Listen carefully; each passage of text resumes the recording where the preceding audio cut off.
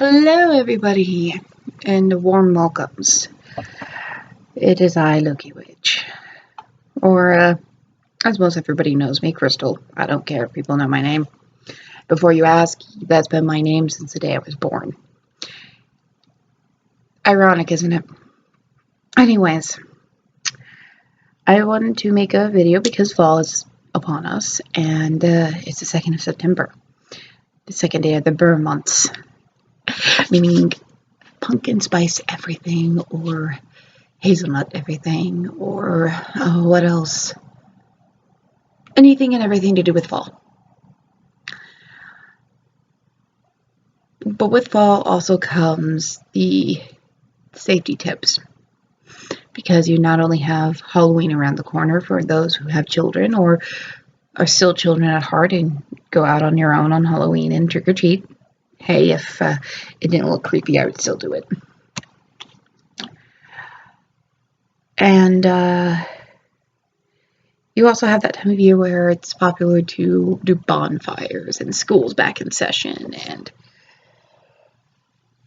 driving in the weather of doom. With that being said, there's always going to be one or two people who kind of ruin it for everyone. Bonfires. We'll start there. You want to see what your city, if you live in city limits, you want to see what's allowed. You want to see what you're able to do, what you're able not to do. You want to make sure you don't get the police department or the fire department called on you. I've seen it happen. It's kind of funny. You want to know how deep the hole should be. You want to know how high your flames can be. And you want to make sure your neighbors don't freak out if you live in city limits and have neighbors. If you own your own farm or land, so whatnot, still check with your local fire department and your local police department to see what you need to do. Because nobody wants to get arrested or fined at all this lovely year. We're already dealing with enough things. Also come with ritual practice. Try to wear warmer types of clothing, especially because it's getting colder out. And for me, I'm looking at a 4-day weather forecast where it does not get over 70, which in Vancouver, Washington, that is nice. Especially if you're doing windows outside for your work, and you have to either be on a boom lift or holding a pole system and getting drenched. The pay is good, that's all I have to say. Another fun thing is you also need to be aware of things to do with the supernatural if you're sensitive to that. It is getting close to Samhain. It is getting close to the time of year where it feels that the veil is thinning and you have more spiritual energy coming in. And if you use things such as a spirit board or a Ouija board, you have to be a little bit more cautious because you may get things you don't want to deal with coming through. For me, for now, it's staying put up. I'm not gonna really use it unless I need to. Have you also noticed I've changed up some decorations? I've also added a new thing, courtesy of my mother-in-law. And yes, he does have horns on his helmet because the gods were portrayed with those, even though real Vikings never wore horns. But, my little Loki statue. You also have to be more aware of yourself and your surroundings, because I know a lot of us are playing Pokemon Go on our cell phones. And yes, new phone. Lovely, isn't it? And yes, I do have Pokemon Go. I'm a nerd. But with that being said, safety is always key for everything in everyday life. Safety and rituals, meaning make sure you have your towers called, or whatever your quarters called, whatever you want to call it. Making sure that you have everything you need enough lighting so you don't trip over your robes. Or if you're doing a group thing and you're outside and because of the weather, that you're appropriately dressed. A cloak can do wonders if it's solid. If it's kind of sheer, you probably want to be wearing long sleeves underneath that. Because I don't want to see or hear anyone getting sick or bronchitis and that kind of stuff will still be going around a lot more than it should be. As you know, I catch it every year. And it's normally courtesy of my job. You also want to be more aware of just life in general. But one of the big things I know with safety for Halloween, though, these are my big tips for that. If your kids are old enough to go out on their own, make sure they're with a friend or two. They stay together. They have cell phones on them. And obviously reflecting tape somewhere on their costume, because a lot of people like to go around in solid black costumes. And people get hit by cars. I lose count of how many times I hear on TV a group of kids ran over on Halloween. Or a couple of teenagers hit by a car while crossing the street on Halloween.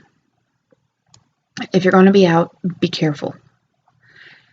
As for parents, go out with your kids if they're under a certain age.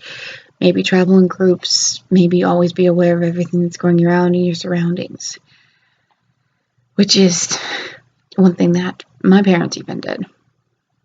And we were in the age of we didn't really care or really think about these things because it could never happen to us.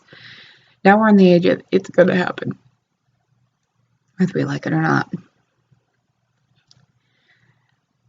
Also, watch out for expiration dates on their candy. Tampering with packages, obviously, because some people are that twisted and may do that. Handmade things such as caramel apples and popcorn balls, unless you know the people who are giving them away, or if they're in a sealed bag that they were obviously bought from the store, don't let your kids have them. You know, some people are like, oh, I made caramel apples and everybody will love them for Halloween. Remember, not everyone's as trusting. And of course, a lot of people try food allergies. Yeah. And seeing that EpiPens are way too expensive, that is a bit of a problem. But even with the colder months, we have to watch out for hydration and dehydration. When your body feels dehydrated, it either gets red and sweaty looking, all those things you hear from in school, or you watch out and burns everything and you realize it's just when your body tells you, hey, stupid, you need to drink something. Yeah. I just called myself stupid too. I'm really bad at that. What was the other thing I was thinking of? Pet safety.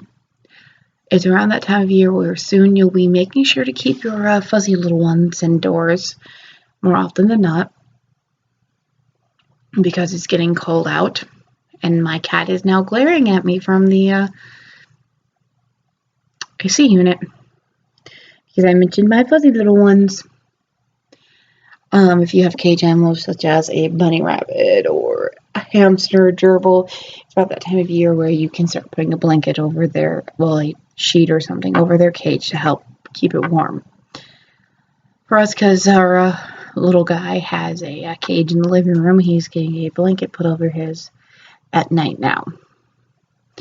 It's still a little bit too warm for us to fully close all the windows because it gets stuffy. If you have plants, such as mint or flowers or other things growing in your garden, I'm glad I have a hanging basket for my mint because we're going to have chocolate mint all year round. Sorry, my kitty just popped up here. And if you can bring certain flowers and plants inside, if you can't, it's understandable.